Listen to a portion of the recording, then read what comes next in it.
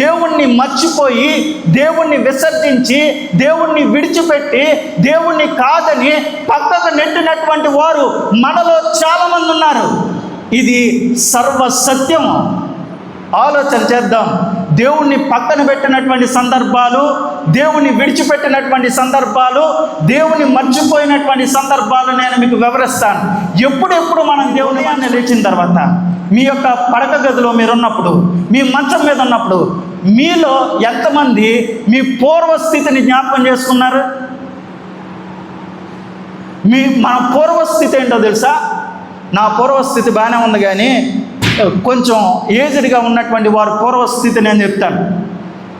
ఆనాడు తినడానికి తిండి లేదు, కట్టుకోవడానికి బట్ట లేదు, ఉండడానికి ఇల్లు లేదు, గంజి నీళ్ళు తాగారు.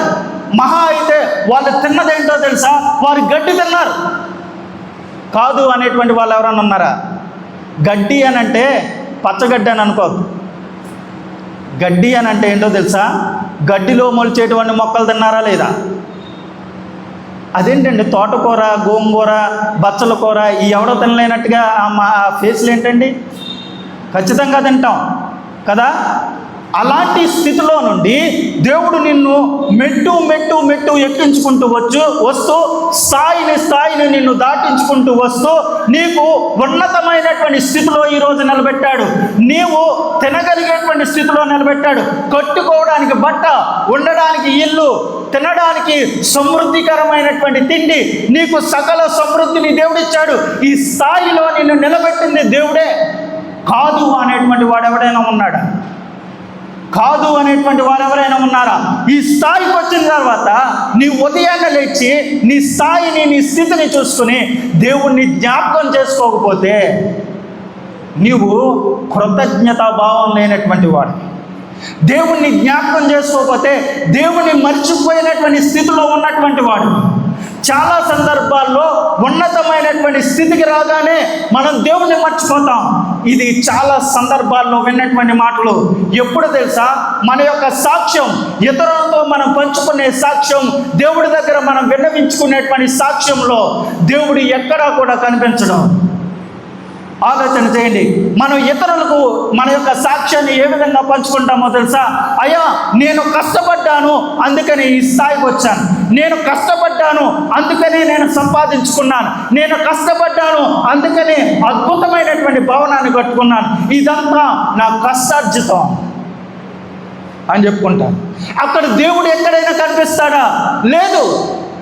దేవుడు ఎక్కడ కనిపించడం. దేవుడు నీ దగ్గర కనికరించందే, దేవుడు నిన్ను కనికరించందే, ఆయన కృప నీ మీద చూపందే, ఆయన దయాలత్వం నీ మీద చూపందే, ఆయన హస్తము నీ మీద ఉండనిదే, ఆయన కన్ను దృష్టి నీ మీద ఉండనిదే. ఇవేవైనా నీ జీవితంలో సాధ్యం అని అనుకుంటున్నావా? కాదే. ఇంకొక గొప్ప విషయం చెప్పనా? చాలామంది దేవుని సన్నిధిలో నిలబడి సాక్ష్యాలు చెప్తారు. చెప్పినప్పుడు వారిని వారు హెచ్చించుకునేటువంటి పని చేస్తారు. అది తప్ప అనంటే ముమ్మాటికి తప్పే. దేవుని సన్నిధిలో దేవుడు మాత్రమే హెచ్చించబడాలి. నీ ప్రతి మాటలో దేవుడు హెచ్చించబడాలి, దేవుడు స్తుతించబడాలి, దేవుడు గణపరచబడాలి. దేవుడు నాకు ఇది చేశాడు అని దేవుడిని మాత్రం పైకెత్తేటువంటి సాక్ష్యం అవసరం. దేవుణ్ణి పక్కన పెట్టి నీ గురించి, లేకపోతే నువ్వు చేసిన దాని గురించి, నీ జ్ఞానం గురించి, నీ తెలుగు గురించి ఇక్కడ మాట్లాడుకున్నావు అనంటే నువ్వు దేవుణ్ణి మర్చిపోయావు అని అర్థం. దేవుణ్ణి మర్చిపోయావు అని అర్థం. దేవుని మర్చిపోయేటువంటి సంఘటనలు నేను మీకు చెప్పనా? మీలో చాలామంది ఎక్కడైనా మీటింగులు జరుగుతుంటే, ఎక్కడైనా సువార్త కూడికలు జరుగుతుంటే, ఎక్కడైనా మహాసభలు జరుగుతుంటే అక్కడికి వెళ్ళి నూనె తెచ్చుకుంటారు. నూనె తెచ్చుకుని మీ ఆలోచన ఏంటో తెలుసా? మన ఆలోచన ఏంటో తెలుసా? అది రాస్తే రోగం పోతుంది అని, అది రాస్తే రోగం పోతుంది అనే ఉద్దేశంతో నీవు దాన్ని కొని తెచ్చుకుంటావు. నీకు ఎవరి మీద నమ్మకం ఉంది? నీకు ఎవరి మీద నమ్మకం ఉంది? నూనె సీసా మీద, దేవుడి మీద. మనకు నమ్మకం ఎక్కడ ఉంటుందో తెలుసా? నూనె సీసా మీద ఉంటుంది. చాలామంది చేసేటువంటి పనులు ఏంటో తెలుసా? కర్చీఫ్లు అమ్మితే కర్చీఫ్లు కొని తెచ్చుకుని మీకు తల కూడా వస్తుందా, నెత్తి మీద వేసుకుని పడుకుంటా. గుండె నొప్పి వస్తుందా, గుండె మీద పరుచుకుని పట్టుకుంటారు. కాలు నొప్పి వస్తుందా, కాలుకు చుట్టుకుంటారు దాన్ని. మీ నమ్మకం ఎక్కడా? ఖర్చీఫ్లోనా? మీ నమ్మకం ఎక్కడా? ఆ యొక్క తైలంలోనా? ఎక్కడైనా రాయబడి ఉందా? ఎక్కడైనా రాయబడి ఉందా? ప్రార్థించినటువంటి నూనె రాసుకుంటే తగ్గిపోద్దని ఎక్కడైనా రాయబడి ఉందా? బైబిల్లో ఏం రాయబడి ఉందో తెలుసా?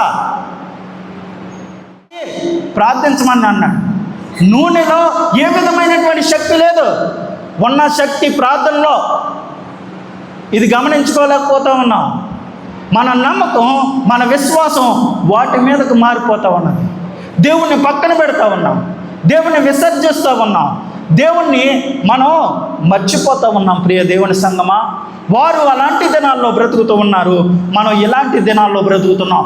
వారు బ్రతికిన దినాల కంటే మనం బ్రతుకుతున్నటువంటి దినాలు అత్యంత దౌర్భాగ్యమైనటువంటి దినాలు. ప్రియ దేవుని సంగమా, ఆలోచన చేసుకున్నారా ఎప్పుడైనా?